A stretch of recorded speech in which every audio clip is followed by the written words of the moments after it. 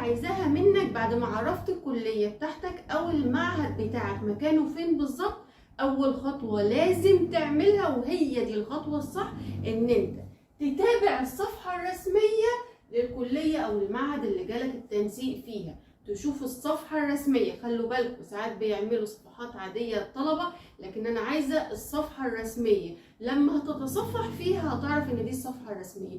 يبقى دي اهم خطوة. اول خطوة هتبتدي تعمل ريسيرش عن الصفحة الرسمية اللي جاتلك فيها التنسيق، الكلية بتاعتك.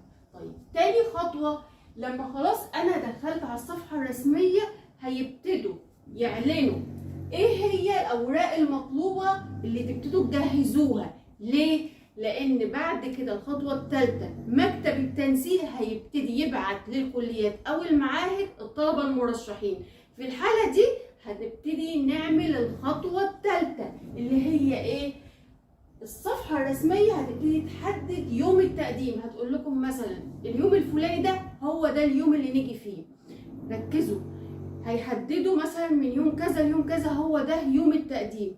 ينفع اروح قبله؟ لا. ينفع اروح بعده؟ لا. هي لها مدة محددة، بيحددوا ايام معينة علشان ما نضيعش وقتنا وعلشان ما نروحش مشوار ونتعب فيه في الحر وفي الاخر ما نطلعش بنتيجة.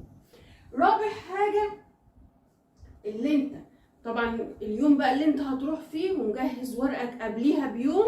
مش هاجي في يوميها كده واقعد اجهز، ممكن حاجة بسيطة جدا تنساها تبوظ لك اليوم. فقبلها بيوم كده نجهز حاجتنا بالورقة والقلم كده، والحاجة اللي احطها في الدوسيه البلاستيك ابتدي احط عليها علامة عشان ما انساش حاجة.